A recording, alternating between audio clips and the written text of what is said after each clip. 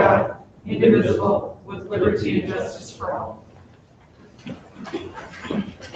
Thank you all for joining. I'm going to go ahead in our same quarantine time, read our mission statement. In the partnership with the communities, the mission of the Dilworth-Glyndon-Felton School District is to educate individuals in an environment of trust and respect so they become self-directed, responsible, lifelong learners.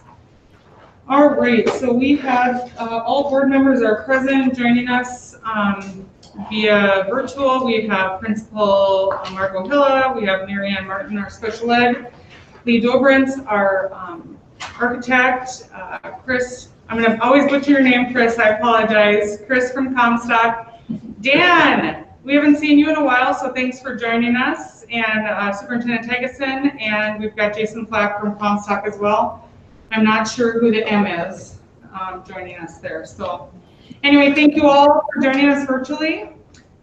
We do have some changes that were added to the agenda. Everything under 10, we have additional action items. We have policies that we're going to be talking tonight about. And we've got 10.2 certified contract, and 10.3, we've got the blended site bid package 2 number approval. Just a reminder to all school board members to speak loudly and clearly, as we get a mic in the middle of the floor here that can pick up all of our conversations. So we have a motion to approve the agenda. I think I got Sandy first. We have a second. Second. Second by David. All those in favor say aye. Aye. Motion carries. There's no public comments or rebel recognition tonight unless anybody has anything that you are aware of that you would like to share with the public. We're going to be recognizing Raleigh tonight. I'm just before we do our motion, but it's his last school board meeting, so we're sad about that, but happy for him in the same sense. So more to come on that. All right, we'll move on to 6.1 fall restart reports. Who's got the lovely? Who's doing that? No one knows. Are you doing fall reopen report? Who's on for principals? Say Margot, who else? I think the biggest update is that we've been meeting with our leadership teams pretty frequently. When you talk about rebel recognition, I think those teams deserve that. It's all the time what we're doing is we're drilling down to more details and trying to figure out things like when we're coming in before school and after school, how are we going to manage the flow and keep the kids apart from each other, get them safely into their classrooms. We're talking a lot about lunch times or lunch spaces. We are trying to figure out how we are going to manage pretty much every situation that you took for granted before when you're running a school is different. And so this morning, Brian and I were on a meeting with the Minnesota Department of Ed, Department of Health, and Lakes Country Service Co-op, and received some guidance from them and a template for the forms that we have to submit to the state for how we start our school year.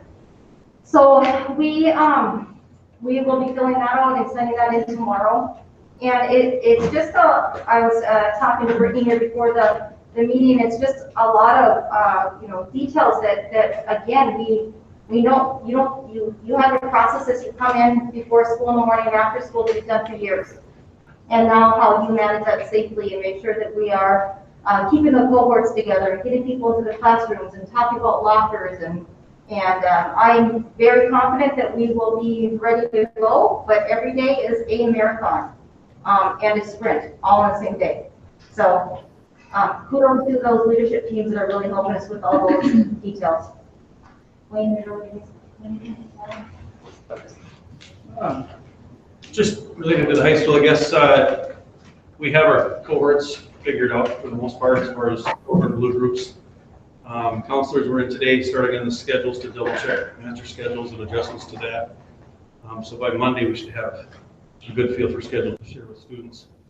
And of course, we haven't had through the first week as in the past for them to change or make adjustments to their schedules.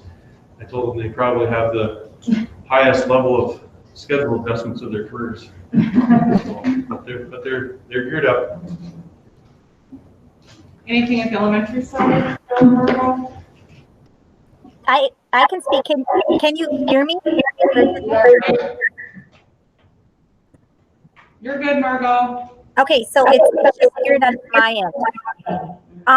So we really have taken the week to hash out virtual learning, and I feel that we've got a really good handle on it. I think between Joe and I, we have an idea who we want. Well, we know who we would like our teachers to be. We're gonna run that information past Brian tomorrow, just get some feedback, and then we can really start looking at what that program is going to look like.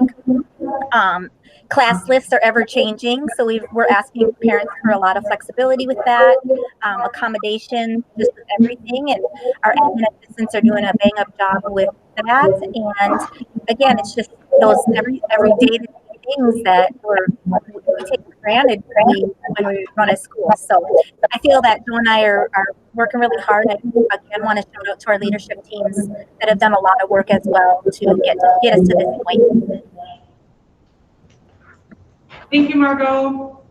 Anything to add, Joe? No, that's Good. accurate. And transportation, as far as Eileen, she's still hammering away. Yep, with systematic like that? transportation, Eileen has worked with the principals to share the students that have needed transportation to and from school. They have put those into appropriate groups, and every day you're still getting notifications that, we might have a change here for students, are we virtual, are we on site, and so forth. So Eileen is working hand in hand with them. Going well. The bus drivers have the current routes in hand, and they're running them for times. And they have been bringing, a couple of them came back today with some updates and some changes that they needed to see and just adjusting times. But they're still working hard and getting those done. Thank you. Okay, anything else? We're going to move on to 6.2, board committee reports. I know policy met last night, so who wants to have that? We had a policy meeting last night, so Laura, Brian, and Raleigh and myself. So if anybody wants to jump in, please go ahead and do that. I'm just going to try to give you a brief rundown of the ones that we're approving for the first reading tonight. Nothing huge. So policy 509.1 is out-of-state tuition, updated dollar amounts for any North Dakota residents enrolling in Minnesota. Policy number 522, Title IX, non-discrimination policy. It's grievance procedures and process. This Title IX coordinator is Mary Ann Martin for our school district. Federal policy is, this is a federal policy, so we have to adopt it as written and give it to us. 602, organization of school calendar and school days. The biggest change to this was adding a red line version of e-learning days. So that if we have a storm day, we can just go straight into e-learning. 624, online learning options. Change to that was weighted grades will be applicable. 620, credit for learning. Let's see here. For a course to be post-secondary, the change is to an accredited organization by the United States Department of Education. 721 is uniform grant guidance policy. That one, Brian can probably speak on more if he feels necessary, but first reading, you guys go ahead and read it over. If you have any questions, reach out to him. And then 611 is regarding homeschooling, distance learning for DGF students versus homeschooling. And then the second reading for policy 808 will be tonight for the face covering policy, which is in accordance, the MSBA wrote this in accordance with the governor's emergency executive order. So that's about all I have. And I know you guys have read through that once already, so. And we're meeting again later this week on the 27th. Yes. To go over other pertinent ones. Yeah, Brian's gonna send us out some policies that need to be reviewed on Thursday night, so. Okay, anybody else have a board committee report? One thing I want to, this is Brian, on the Title IX, that's my fault. It actually should be Heidi as the coordinator. I don't need to add Mary Ann onto that one. Heidi's gone to some of those trainings. Okay, thank you. Okay, we'll move on to 6.3, Superintendent Report. It's all yours, Mr. Tygeson. Let me know if we're getting background, not too much background noise. But I can hear we are a little bit. A few items. The PPE is coming in Fergus Falls. We are scheduled to pick up the PPE orders on Thursday. And that will be maybe 1 or 2 Suburbans. It's quite a bit of equipment, or I should say masks, of course, face shields, masks, and such. I mean, when you get talking about the masks and all that, we got like 4,500 coming in on some of those disposables. Remember, it's enough masks for all staff, all students. It's face shields for all certified staff and about 50% of the non-certified staff, based on state averages.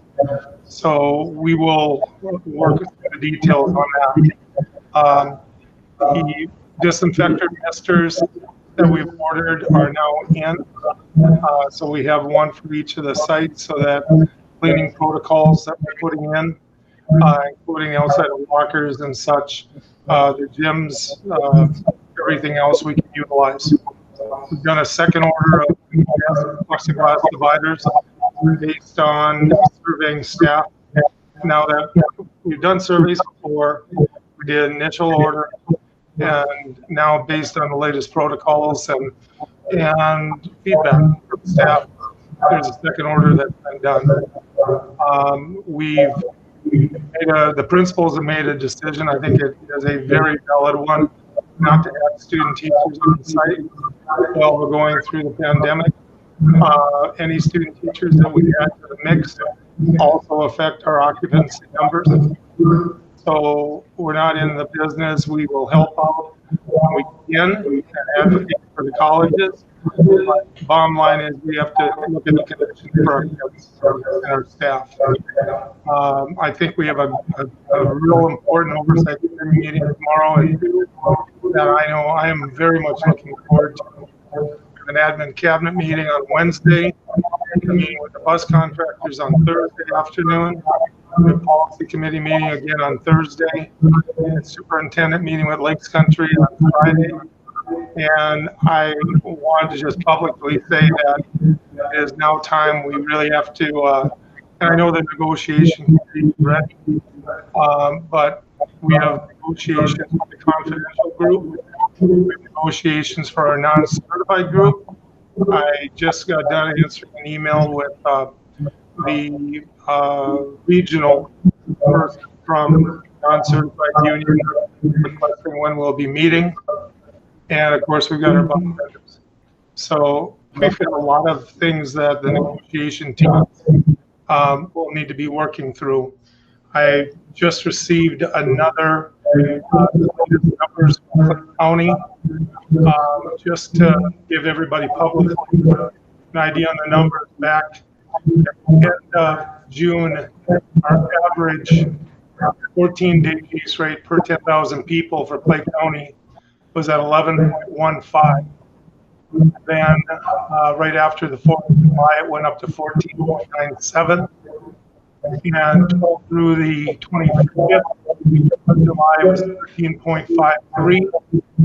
It is since the 19th of July and gone from 9.71 to 8.1 or 8.6. Of course, that means we are in the in-person learning potential at all levels. But we know that once we hit 10, middle school and high school will have to be hybrid. Hence why the plan is to have the elementaries be in person and the middle school and high school for the first month of for them to be in hybrid for the whole month of September. That's all I've got since I'm hearing myself echoing left and right. So unless you have questions.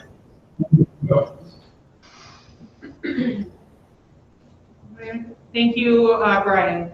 I think everybody's good with questions. All right, let's move on to 7.1, approval of the regular meeting minutes on August 10th, 2020. Do we have a motion to approve? I got Amy. Is there a second? Second by Laura. Any discussion? All those in favor say aye. Aye. Opposed? Motion carries. 7.1, this is approval of meeting of the special meeting on August 17th. Do we have a motion to approve? Motion by Sandy. Is there a second? Second. Second by David. Any discussion? All those in favor say aye. Aye. Opposed? Motion carries 7-0. 8.0 consent agenda. What are the claims and accounts, Raleigh? Your last one? Last one, $844,374.01. We also included in your packet is the Minnesota Liquid Acid and Max account, activity account report. We have some resignations. For the resignation of Kathy Smith, teacher effective Friday, August 21st. Approve the resignation of Nicole Dunham, teacher effective Friday, August 21st. Approve the resignation of Patty Seidler, media center paraprofessional, effective the end of the 2019-2020 school. Do we have a motion to approve? So moved. Motion by David. Is there a second? Second. Second by Raleigh. Any discussion? All those in favor say aye. Aye. Opposed? Motion carries 7-0. All right, new and unfinished business, 9.1, we have a non-certified contract for an Alicia Ditas, paraprofessional, effective the start of the 2020-2021 school year. Is there a motion to approve? Motion by Laura. Is there a second? Second. Second by Sandy. Is there any discussion? What site is she gonna be at? Mary Ann, what site is she going to be at? She'll be at Dilworth Elementary. All right. Any other discussion? All those in favor say aye. Aye. Opposed? Motion carries 7-0. 9.2, student handbooks. This is the student handbook. This is the second reading of the 2020-2021 K through 5, 6 through 8, 9 through 12 student handbooks, including extracurricular handbooks. Do we have a motion? So moved. Motion by Amy. Is there a second? Second. Second by David. Any discussion? Hearing no discussion, all those in favor say aye. Aye. Opposed? Motion carries 7-0. 9.3, policy 808. This would be the second reading of the COVID face covering policy. Do we have a motion to approve? So moved. Motion by Raleigh. Is there a second? Second. Second by Ronnie. Discussion? I was just thinking maybe just to explain a little bit about the policy. I know we've got some questions on it. I agree. One of the things in the policy that, during when kids are outside, they don't have to wear face masks. During FIAD, they don't have to wear face masks. There's several exclusions to this. And one of the things too is if there's plexiglass between kids. So I don't know, maybe the principals could address that, how times that kids won't have to wear masks. I know a lot of people are concerned about that, especially the little ones. I think one of the things I'd like to say right now is we're being very intentional and thinking about how we can provide them some breaks from, and with the nursing staff and talk to them with our leadership teams. And one of the things that stands out to me is that if we do have a plexiglass or a face shield, then we have to be 12 foot away from that student. And so that's something that's been shared to us with our nurses. But we do understand that when we're outside for FIAD, we need to keep them apart, but that is a time that they're enough feet apart that they can take them off. And we're trying to figure it out because as for adults, it's hard for us to be in them all day, and for them to go straight 7-8 hours through is unrealistic. And so be able to get up some of those breaks in at the middle level. At the elementary, Joe, if you want to talk about some of the things you guys have talked about. Yeah, we're just working on our spacing and our grade levels are coming together with schedules to eliminate the passing times, but anytime, exertion is kind of the key word. So the FIADs, the recess, our plans to move ahead, and they got to have a break. And then also encouraging with our teachers, feel free to, get organized, take them outside and spread them out, and whether it's a music class as well, and they've got to be able to, in my opinion, they got to be able to breathe the fresh air and, and lose the mask. So trying to create as many opportunities for that as we possibly can. We're looking at trying to get some, where some areas that we can go outside once in a while and talk about. And eating areas too that we've been, Yeah. we've got picnic tables and things, just really thinking out of the box on a lot of this stuff to make it work, so. In other areas, they talked about just having masks on in the common space, or like the hallways and lunchroom and all that sort of thing, but taking them off in the classroom. I don't know where we're at with. So, they'll be wearing their masks during their classroom time. Yeah. And that's just because that's a requirement of Mhm. governor's order. Yeah.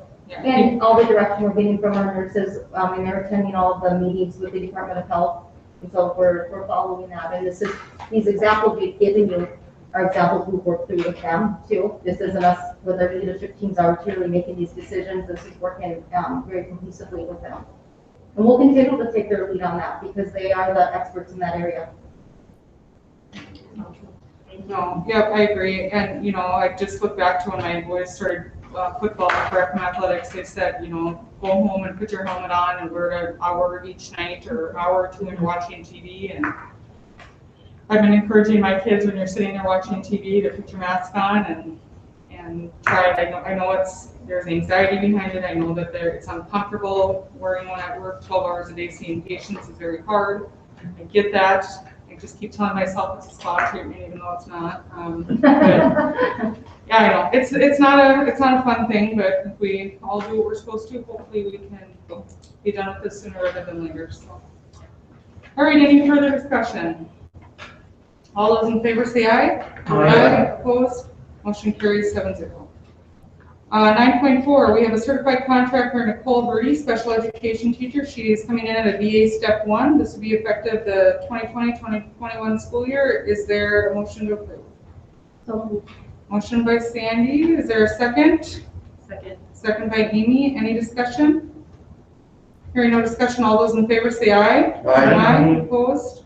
Motion carries 7-0. 9.5, certified contract for Morgan Richards, coming in as an elementary teacher, VA step 1, effective the start of the 2020-2021 school year. We have a motion to approve.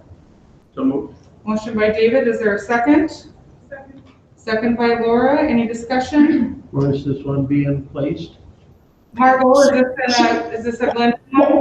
This is a Glendon one. She is replacing Kathy Smith, 3rd grade.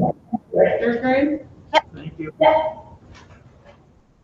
All those in favor say aye. Aye. Opposed? Motion carries 7-0. 9.6, this is resignation of school board member Raleigh Gruel effective September 1st, 2020. Do we have a motion? So moved. Motion by Amy. Is there a second? Second.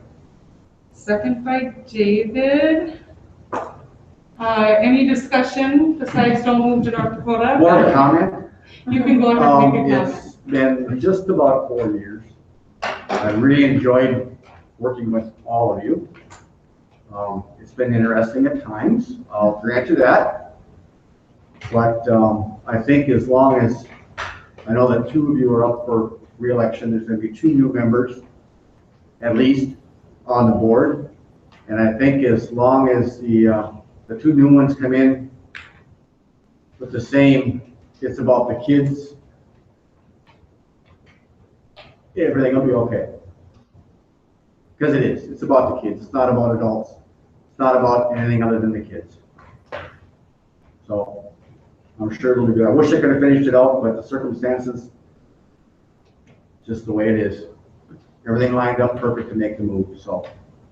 We're gonna miss you. Well, we have some cake afterwards here, but bring it over to you now here. So, so this is to Raleigh Gruel and appreciation for your service to the Dilworth-Glyndon-Felton School Board. So thank you so much. Here's some cards from us. You still have to drive out and visit us. Yeah, Brian, I don't see Mr. Waltz's signature anywhere on this. What's the deal? We'll do that one once we get Jurassic Park done. Just for you. Okay, sounds good. Gonna miss you, Raleigh. It's been fun. It's been fun. I have thoroughly enjoyed watching your passion and in the best interest of kids, BGF. Yeah, I hope that the new members, whoever happens to be, understands that this 2 meetings a month and a couple hours here, a couple hours there, that's not the way it is. No, it's not. That's not the story. So thank you all for putting up with me for almost 4 years. Some of you. Oh, go ahead, Ronnie. I was gonna say, when I got on a couple of years ago, Raleigh was the one I really didn't know anything about. Most of the rest of you I knew, whatever. But I guess I've got to say, over the time, I think we really clicked together. We got to know where each comes from, and hopefully got to be good friends. So I agree. I agree. All right. Well, thank you again, Raleigh. Yeah, thanks, It's been memorable, and I tell you what, agree to disagree, and that's Raleigh's MO, so that's good. As long as the kids come first, Yep. the way it is. All right. Well, we have a motion by Amy and a second by David. All those in favor say aye. Aye. Opposed? Motion carries. Oh, I couldn't do it there, but I did. Vote against your, oh, that's good. All right, 9.7, updated FY fiscal year 21 fee schedule. Brian, was this the one you were gonna point out? This was the subbing? Yes, so just double check, did Brooke put a copy of the fee schedule in your packet? I do not see I didn't see it. Can you pull it up on your screen? You know I will.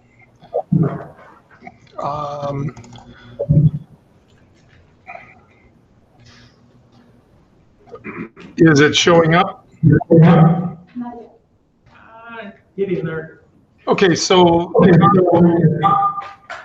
concept behind this is that we all know regionally it is going to be an absolute struggle to maintain subs, certified subs. We've had many discussions over the course of 2-3 months about it. Moorhead recently just hired 2 people, certified subs, for each of their 4 elementaries. So 2 per site based on a yearly rate. And their yearly rate is based on directly BA1. We already have a rate established based on if a sub passes, hits 15 days with the same teacher. The issue that all the principals are going to run into is trying to find those daily subs. So what you're doing, creating this monthly rate, is you're giving us more options to be able to say, we're going to take our best subs and we're going to lock them in at a monthly rate. And so that it doesn't matter who they sub for, because they could sub for people, but it's going to give them a little bit more compensation, not BA step 1. So this is an intermediate step. Our BA step 1 is about $225.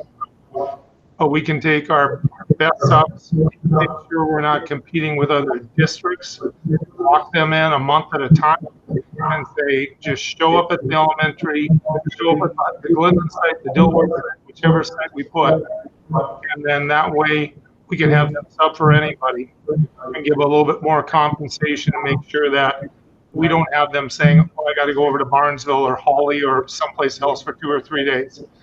We can't do that unless you put this on the fee schedule. So this is something that automatically then we can do just like any other sub. So the idea is $200 per day at a monthly rate. So whatever amount of student contact days we have during that month, they'll get $200 each day, no matter who they sub for. I've gone through this with the admin cabinet. This is a very, very, very much consensus that it is addressing a need that we know we're going to be having as we go through this fall.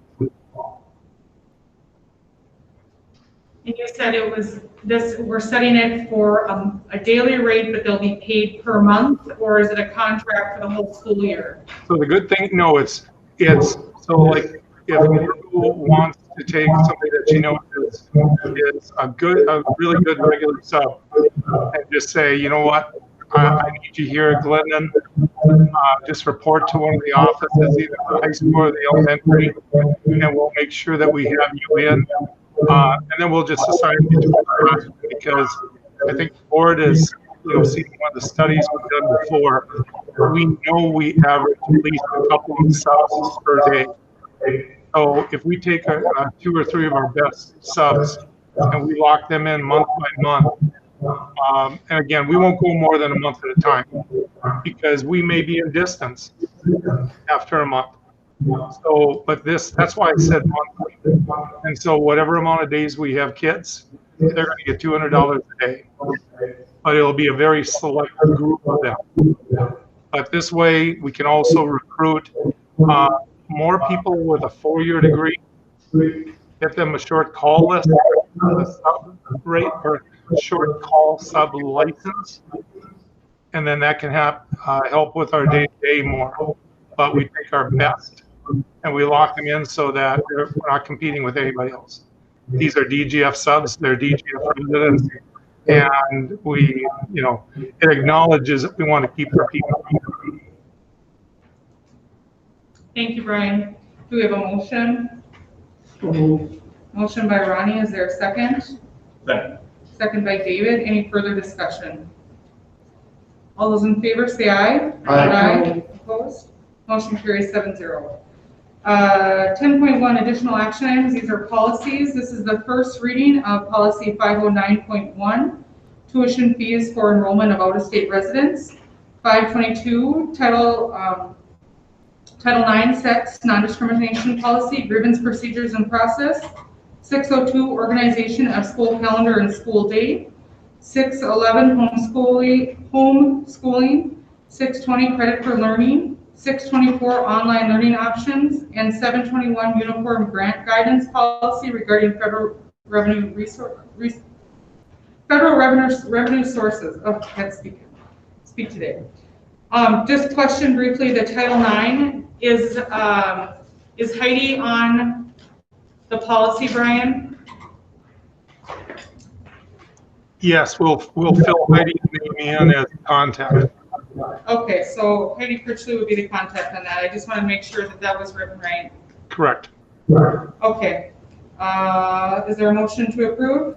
So moved. Motion by Amy, is there a second? Second. Second by Sandy. Any discussion? I just had one question on the online learning options. Is that a new policy, or is that something that was in existence? David, can you say that one again? The online learning option, is that a new policy, or is that something that was existing? No, it's what we've already had, David. Oh, okay. And the reason for it is our version, I believe, is 2016, so it's prior than the e-learning. E-learning came in 2017, so the version that you're approving includes e-learning. So when, and I'm going to be positive about this, when we're done with COVID-19 issues and we have a storm, and if we want to go distance learning on it, then our options will only be e-learning. To be able to do the e-learning, your policy has to have the e-learning component in it. And so part of, as I told the policy committee, I was going through this weekend the policies that I thought, these are the most urgent that we need to get in at the beginning of the school year. So that's why we're updating to the 2017 version. Yeah, thank you, Brian. Yeah. Questions? Go ahead, Ronnie. That 721 was the only difference there. I see a couple of dollar changes. Correct, and that's all about meeting the latest federal guidelines, which is a good thing because we are very blessed to have some personnel. I think of the way that Jake, I think Jake does just a fantastic job of trying to look at when do we need quotes, when do we need bids, when do we need people, to actually put requests for proposals. And I bring that up because if you think of technology, Jake will probably get a call on a Friday and from a vendor saying, I've got 500 units, 500 computers I can get to you, and I can get them for this amount of money. And if all of a sudden we have to wait for sealed bids and all that, those may be gone. And so what's happened over time is they've continued to raise what the limits are. And I was telling the committee that years ago when I started as a superintendent, it was for 75,000. So there's a big difference when you go from 75 to 250,000. But we've based on some of the leadership, especially like with the technology, we've saved 6 figures some years on technology purchases. Thank you. Any other questions? I just have one thing, just for Jake, that policy 808, the second reading of the COVID face covering. Can we not only put it just under the policies, but also on the COVID section of our district homepage? Yes. Okay, thank you. All right, any further discussion? Hearing no further discussion, all those in favor say aye. Aye. Opposed, motion carries 7-0. 10.2, certified contract for Ashley Brunel, elementary teacher, BA Step 1, effective the start of the 2020-2021 school year. Do we have a motion? So moved. Motion by David, is there a second? Second by Laura. Margot, is this another Glendon elementary teacher? Sure is, friends. Sure is. This is replacing Nicole Dunham, 5th grade. 5th grade? Yep. All right. Any other questions or discussion? I just to explain a little bit on this for the public. Normally, we would open up these positions. We would typically open them up for a couple of weeks and then go through all the candidates and such. Because of COVID-19, there's special, and through the governors and what else not, we are able to do this in much condensed process, which I think is critical. So if anyone in the public or people wondering, how did you do this so quick? It's based on the availability that the governor's done through executive orders. So that's why we're able to, in a very short time period, both accept the resignation, open up in a short term, and interview and do hiring. So. Go ahead, Laura. Margot, what is the name of the new kindergarten teacher in Glendon? Cassidy. The new kindergarten, Laura? Yeah. Cassidy Thorson. Any other discussion? Hearing no discussion, all those in favor say aye. Aye. Opposed? Motion carries. 10.3, Glendon Site Bid Package. This is approval for Bid Package 2 for the 2020-2021 bond project. Do we have a motion? So moved. Motion by David, is there a second? Second. Second by Raleigh. Okay, who is taking this? Lee, Jason, Chris, Dan? Who wants to tell us the wonderful news about our bid?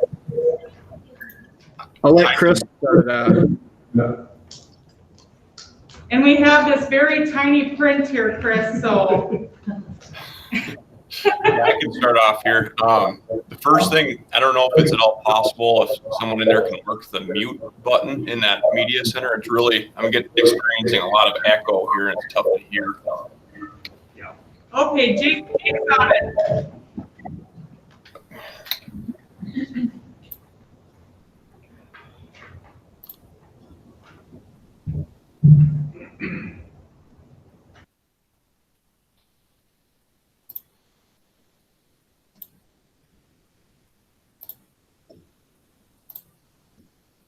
Okay.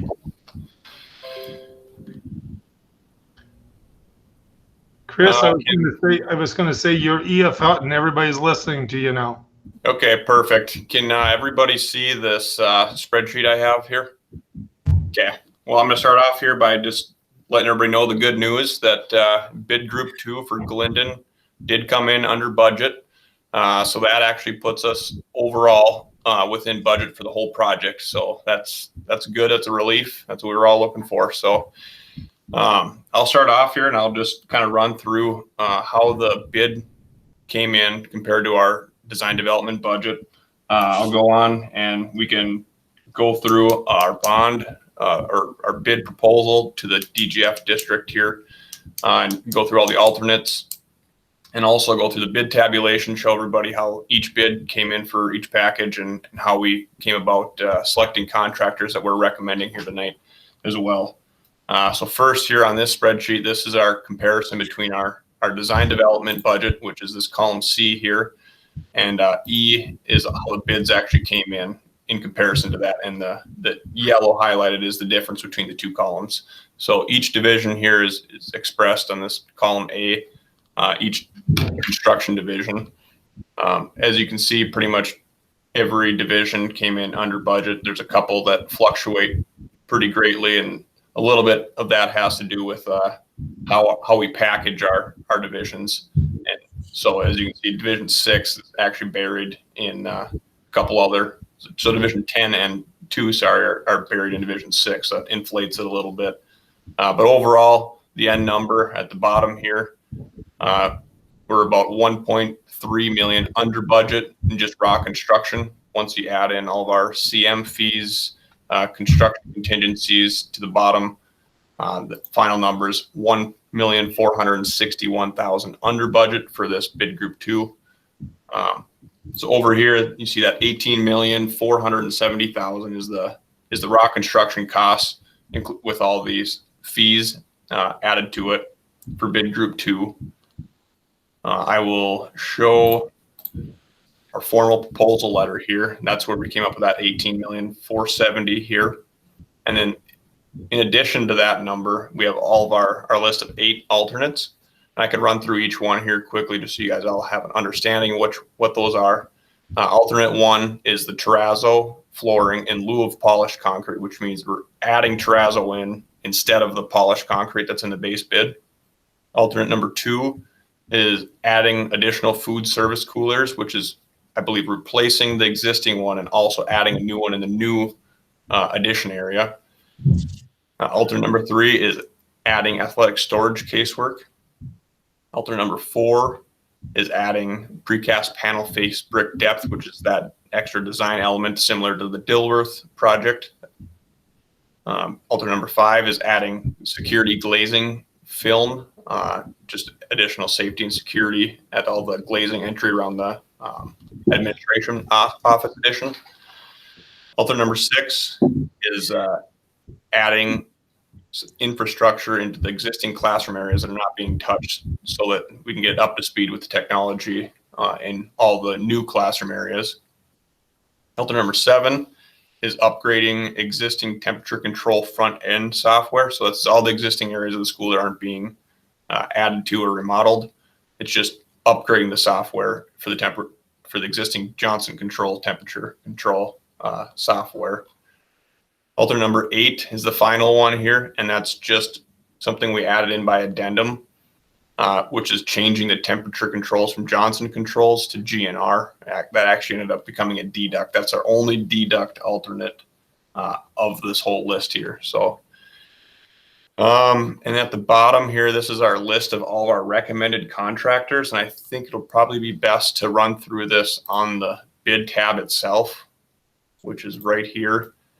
So this is our list of all the bids we received on bid day, which would have been August 12th, so a couple weeks back now, for each bid package. I'll just run down from top to bottom here. So First one is the surveying bid package. We have KLJ Engineering, who also have done the last 3 packages as well. Stematic was doing the final cleaning. Same as the last 3 bid packages as well for that final cleaning. Here at the demolition bid package, we have Minco Construction. They actually bid a combined bid with the carpentry package. So the number may look a little bit higher here, but it's actually the cheapest option if you accept their bid combined here. So for concrete, we have Dirt Dynamics doing all the concrete work. Concrete floor finishes, we have QC companies doing that. Precast concrete, supply and install is from Wells Concrete. Huseman Schreiber Masonry is the low bid for masonry. Steel framing material supply, this is where things get a little bit interesting. So on this, in our bid documents, we actually have it listed in there that every contractor needs to be AISC certified, which is the American Institute of Steel Construction, I believe that stands for, which is just an additional certification that just means they're up to standards, industry standards, and they meet all those requirements. And our low bidder here is not certified in that. I know there's some workarounds that can happen, such as third-party testing. But right now, as Comstock, we're not going to suggest anything that's not per bid documents. We'd rather just go per bid documents and have everybody certified, unless JLG or DGF would like to venture elsewhere. We're just going to recommend going with an AISC certified company for both the steel framing and erection, material and erection, sorry.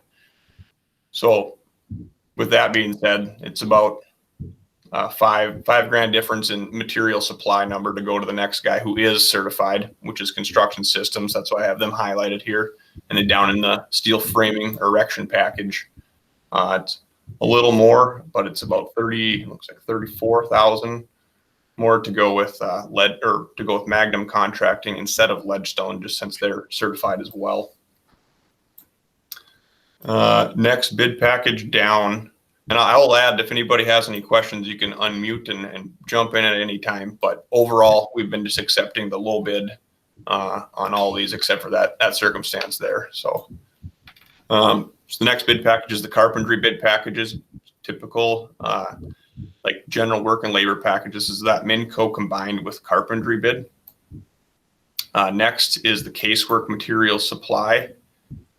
And that's TMI Systems supplying all the casework, which is similar to Dilworth. Waterproofing bid packages from Herzog Coatings. Metal wall panels.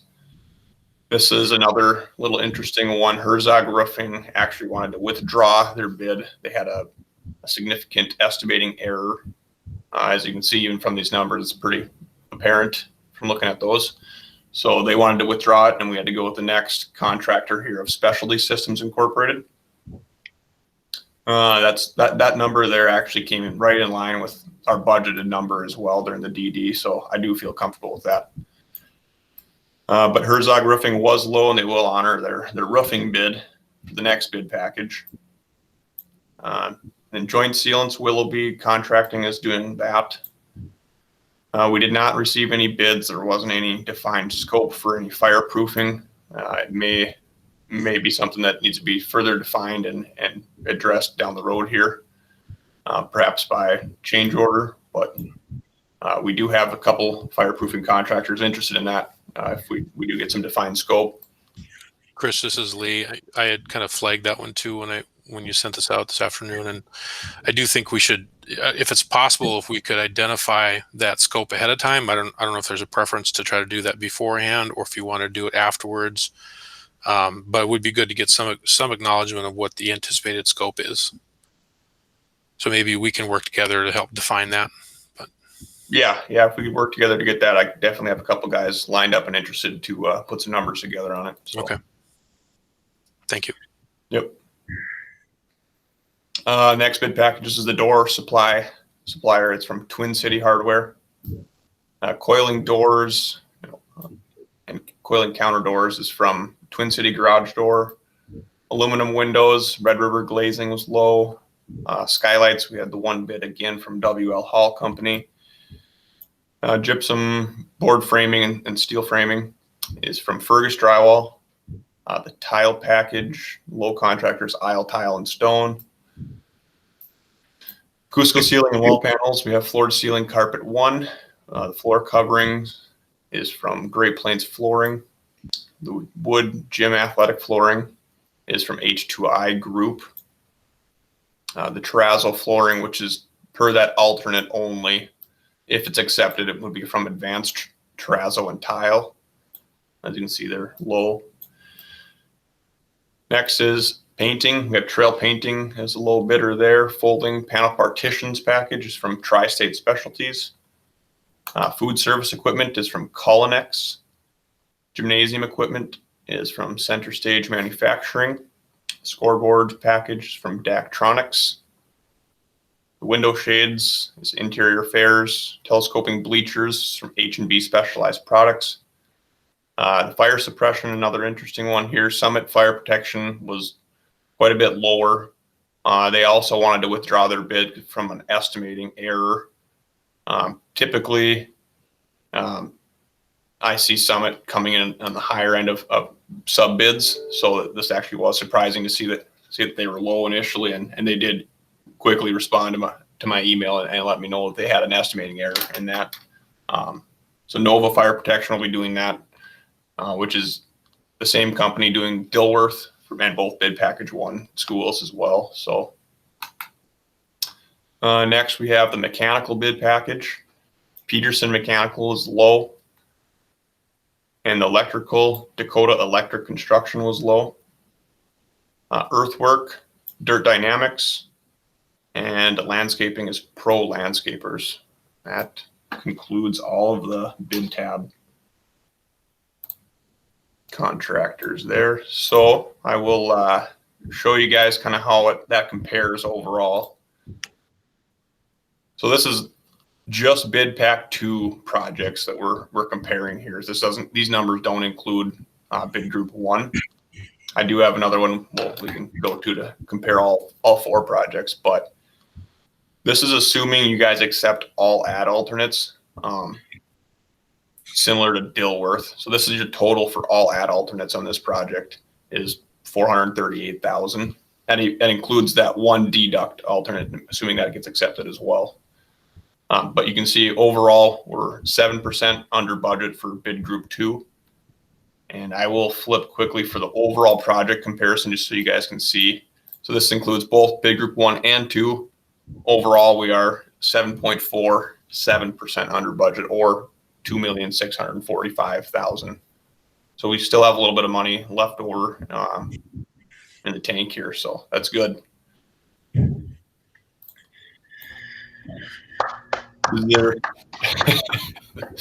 was Brian, by the way. Thanks, Brian. Why don't you guys go out on back?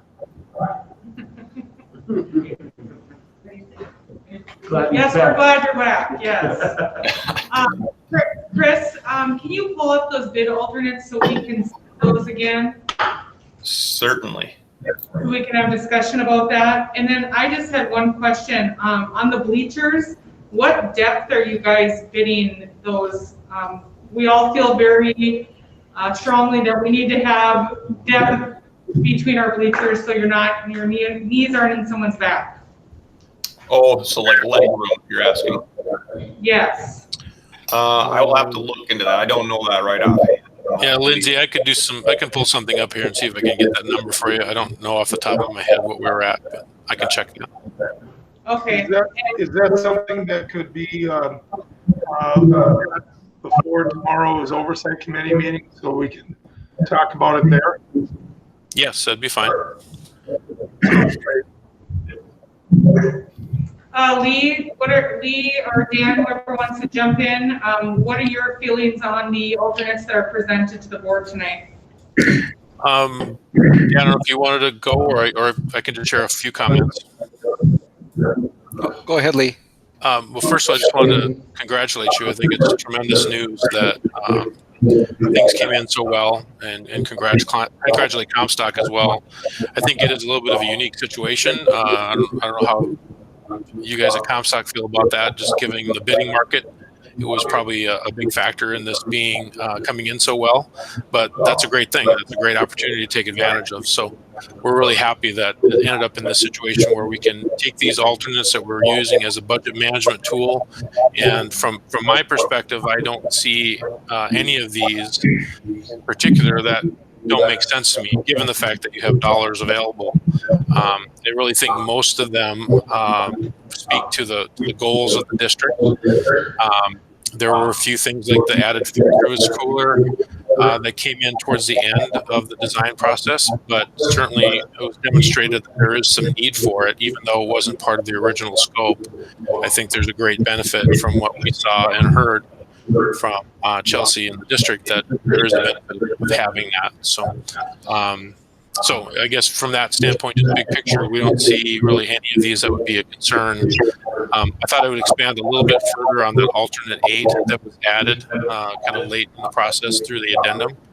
And that came out of some meetings that John and James and Obernell and us had to really try to make sure we're being mindful of who the contractors are, with the goal of keeping it as simple as possible in terms of the different types of control companies that would be in the buildings. So we knew at that point when we had those meetings that we had GNR controls for Dilworth. And so we decided that by creating this alternate 8, it gave the district the flexibility to essentially have all of the different controllers bid as their own alternate. That way you can make a choice based off of not just cost, but also, I guess, compatibility with who you already have on the project, as well as who you already have in the building, and also align it with goals for where you might want to see the district head in terms of these control manufacturers. So we were pretty excited to see that by going to GNR, there actually was a deduct, and that will now allow GNR, which is a Siemens control, to match what you have on Dilworth. And I think based on the discussion we had, that aligns with where the district would like to see things going, big picture anyway. So I think that was a successful way to identify those options and be able to make a choice on both cost as well as compatibility. So that was good to see the results there. So. Thank you, Lee. Chris, can you go down on the alternates? We'll go through each one as a board to discuss them, so we can see 1, 2, 3. Can you see them right now? Yes, okay. Thank you. Wait, alternate 1, board members' thoughts on the terrazzo and little polished concrete. I know what Sandy's gonna say. She likes polished concrete. I was going to ask Lee though, is it in a design standpoint, where would that terrazzo be? Because we decided to leave polished concrete over in Dilworth. Yeah, good question. I should have pointed that out. But this alternate takes all of the flooring in the new commons at the main entry and the cafeteria commons, as well as the new lobby for the activities entrance, and that becomes terrazzo in this alternate. So it's a fairly large area at the new main entrance, and the cafeteria essentially ends right at the footprint of the cafeteria. So as you get to that main hallway on the east side of the new cafeteria commons, that's where it transitions back to, I don't recall exactly what that flooring is. I think it's LVT, but and then at the activities entrance, it essentially is the entire lobby area surrounding the new community room and the concessions. And there's a set of cross corridor doors that close off that hallway leading down to the locker rooms. Doors.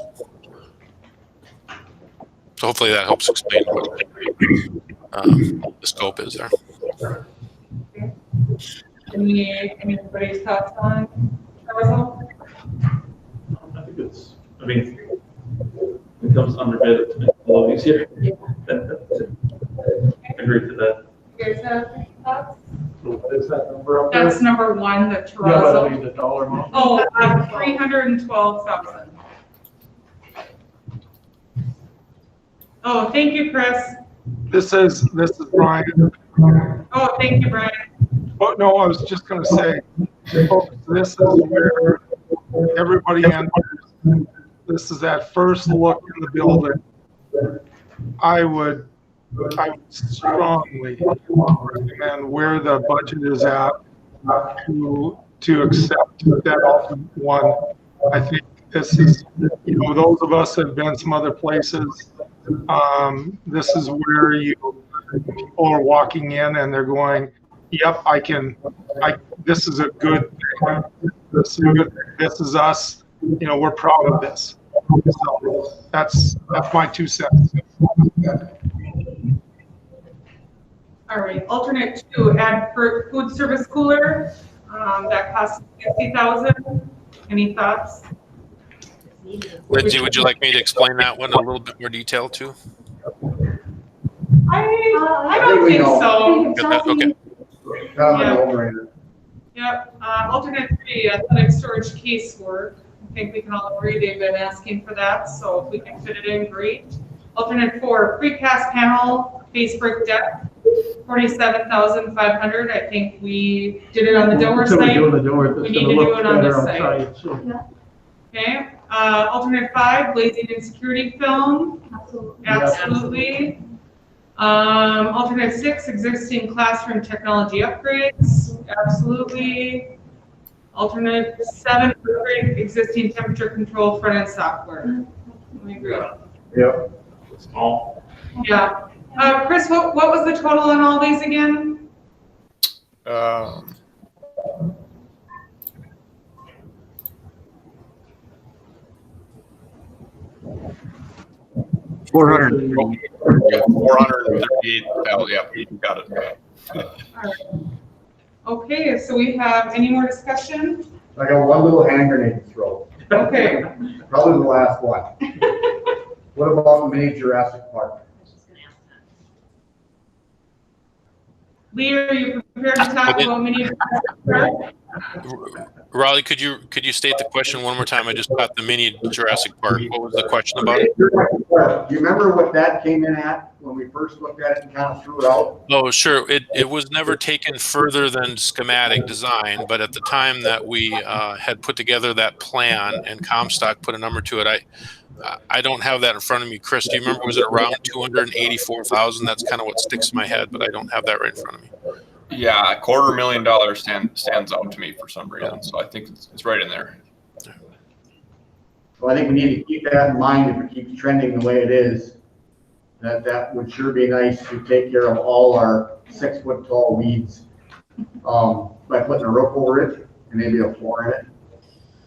Just a thought. And I think, Raleigh, that's you're hitting on a great point there, and that that's the next step of all this after the bids are approved and decisions are made on the alternates is, okay, so there are dollars yet to spend, and where should those dollars go? And we've all been part of a lot of different discussions to create these alternates when we were thinking we were going to be kind of right on budget. But now that you have this opportunity with dollars to spend, we think taking it back to the oversight committee and going back and reevaluating kind of priorities that we've talked about previously, or there might be some things that are new ideas too, but kind of working that process through the oversight committee would make some sense. And then they could bring a recommendation back to the board on how to proceed with spending those dollars and where they should go. Well, I just think that's the last open area that I know of that was back in whenever they were doing it, right? Isn't that the last one? Correct. Yeah. We're taking care of the big one. We've got one more snow-filled, weed-filled area that it sure would be nice to knock them both out. Right. Raleigh, we were thinking about waiting until after September 1 to start talking about that stuff. I figured. That's why I say I had to throw one last hand grenade before I'm done. And that very well may be a pretty high priority on the list, but I think it'd be good to look through all those things kind of holistically to confirm that is on the list of priorities. Obviously it has we didn't carry it forward because it wasn't part of the original scope, even though we did identified it would be nice to do. But the great thing about this is now that you've got the dollars to do something else, and you're accomplishing the things that we've identified as the goals.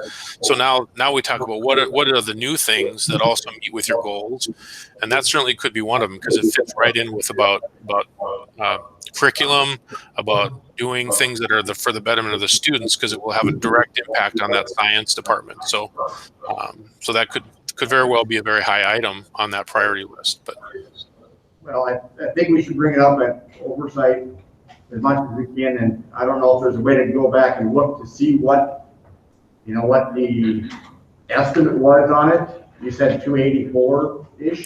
Well, that's what's stuck out in my mind, but yeah, if Chris, if you guys would be able to confirm that for the meeting tomorrow, that would be awesome. Will do. I'll have it ready. I have one more thing. So this summer, no hand grenades. The snow load areas that we had issues with, is that's being tackled this summer, correct? I guess I don't think they all are this summer, no. Are any of them being hit this summer? I'm trying to think here. No, I don't believe they are. They would be starting this in the mid-year standpoint. It was the south building, like where the wrestling room was at, and then there was a big spot, if I remember right, Brian, where the elementary gym and the kitchen met was still wood construction. I think the one. Go ahead, Lee. I was just saying, I think the one exception might be on the south end, and if Matt is on or anybody from Comstock that want to correct me, but I believe you'll be starting your addition work kind of mid-fall here, and I would assume that means you're taking down that theater vestibule, which was a problem area. So it seems to me in theory that might be gone before snow fly becomes an issue, but the renovation of the locker areas and then the work in the middle of the building where the new commons is happening, that doesn't start until mid-year. Okay. I think they were still checking on that middle part of the school to see if those rafters were actually heavy enough to handle the load or not. They were going to do some double checking on that. So.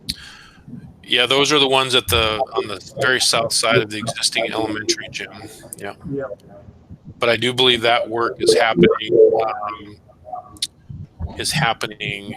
About the same start time as kind of the new commons area. But again, I don't want to overstate here if I'm not correct on that.